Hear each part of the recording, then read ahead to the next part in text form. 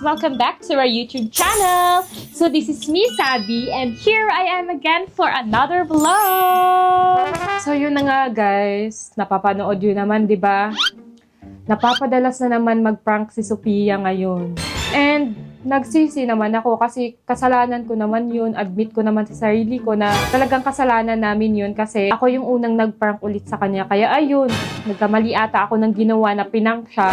Kasi ngayon lumabas na naman yung pagiging prankster niya. Kilala niyo naman si Sophia guys kung paano siya mag-prank, di ba? Napakalala talaga. Talagang mapapaisip ka ng todo kung anong pwedeng iganti sa kanya. Sobrang na-stress ako sa prank niyang nakaraan, guys. Nasabi ko talaga na ang galing niya talaga mag-prank. Tapos pati si Sin, guys, hindi niya pinalampas. Dinamay niya na din sa mga prank niya. Ayan tuloy, ginantihan niya din si Sin. Pasensya ka na, Sin, ha?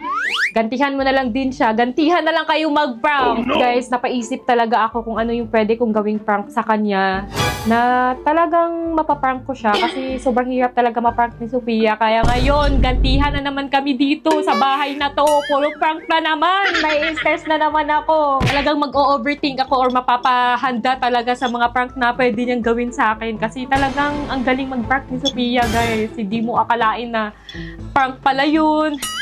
Kaya ngayon, guys, may naisip akong prank na gagawin sa kanya ngayon. Siyempre, hindi pwedeng nakatunganga lang at maghihintay lang kung ano yung prank na gagawin niya sa akin. Dapat may isipin din ako. Hindi pwedeng hindi paandarin natin yung utak natin, guys. And guys, paalala lang po, prank lang po yung ginagawa natin, ha? Huwag niyo pong masyadong seryosohin. For fun lang po itong ginagawa namin. Nagpapagalingan lang kami mag-prank. So ngayon, guys, may naisip kasi akong prank kay Sophia. Diba, naalala nyo dati, yung pinank niya ako, nung binenta niya yung aso kong si Waffle. So si Waffle, guys, andyan siya sa baba. Nandito pa din naman siya sa amin. So hindi ko lang binibidyo kasi syempre, alam niyo naman na aso yun, diba, ng dati.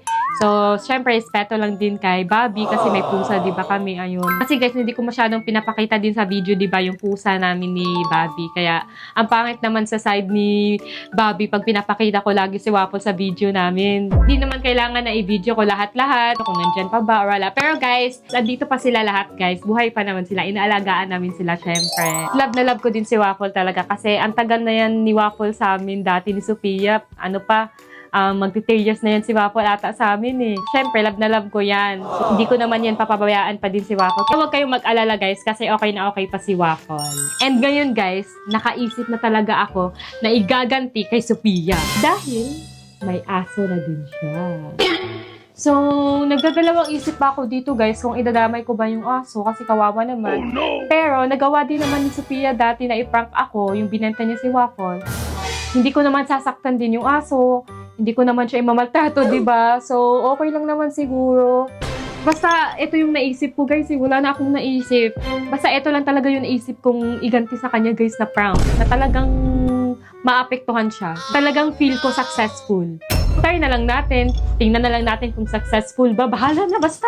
So, ang gagawin ko ngayon, guys, is itatago ko lang yung aso ni Sophia. Yung name niya is Feifei. So, itatago ko lang si Feifei. At iiwan kong nakabukas yung kulungan niya para akalain niyang nawawala si Feifei. Oh, no. At tingnan natin yung magiging reaction niya pag nawala yung aso niyang napakamahal pa naman nun, guys. Nasa 100,000 ata yung nagastos niya dun. Tingnan na lang natin kung hindi siya maloka. Maaga ko pala nagising para gawin tong vlog na to.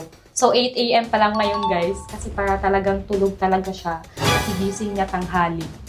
So, ngayon ko talaga ginawa tong prank na to para talagang hindi siya magising. Oh, no!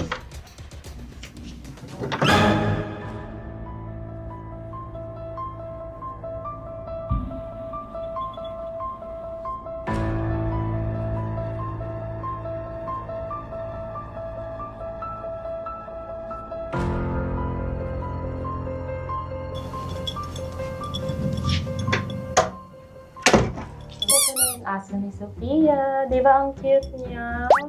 Sorry, madadamay ka ngayon sa prank ko. Itatago